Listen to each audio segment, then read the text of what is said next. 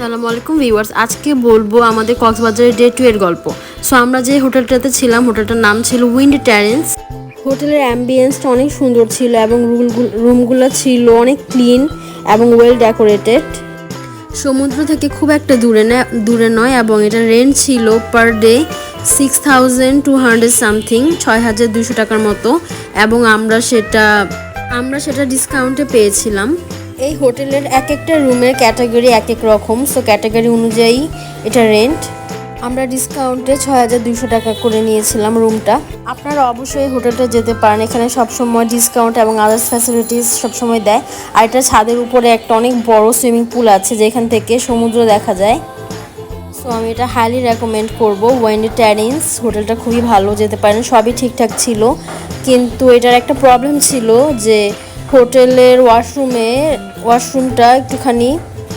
ওয়াশরুমে তারা পাপোশের জায়গায় টাওয়েল দিয়ে রেখেছিল। এই একটা প্রবলেমই জাস্ট আমার কাছে লেগেছে, এবং টাওয়েলটা দেওয়ার কারণে পুরোটা ওয়াশরুম একদম সবসময় ডার্টি হয়ে থাকতো, একদম কিটকিট লাগতো।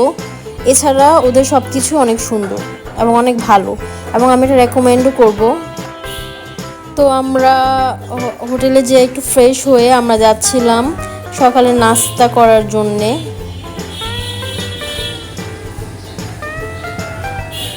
এবং তাদের হোটেলের সকালে নাস্তা তারা বুফে সিস্টেমে করেছে। তো আমরা বুফেতে চলে আসছি নাস্তা করার জন্য, এবং তাদের সকালে নাস্তার প্রত্যেকটা আইটেম অনেক মজা ছিল এবং বেশ অনেক ধরনের আইটেম ছিল নাস্তার জন্যে।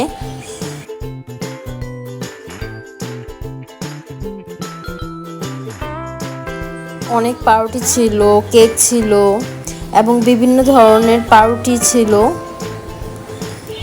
বাটার ছিল এবং পাউরুটি দিয়ে খাওয়ার জন্য জেলিও ছিল।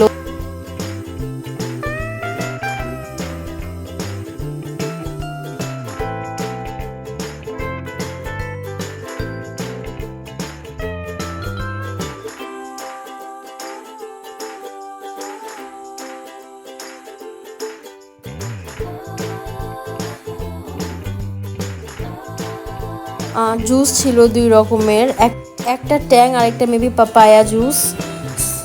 এবং ওখানে কর্নফ্লেক্স ছিল, কর্নফ্লেক্স দুটোই ছিল, একটা হয়তো শেষ হয়ে গিয়েছিল। চকলেট ফ্লেভারও ছিল কর্নফ্লেক্স। স্যুপ ছিল এবং ব্রেড দিয়ে খাওয়ার জন্য জেলি, বাটার সবই ছিল। তো আমরা ওখানে যে আমাদের নাস্তা করে আমরা আবার একটু বের হয়েছিলাম।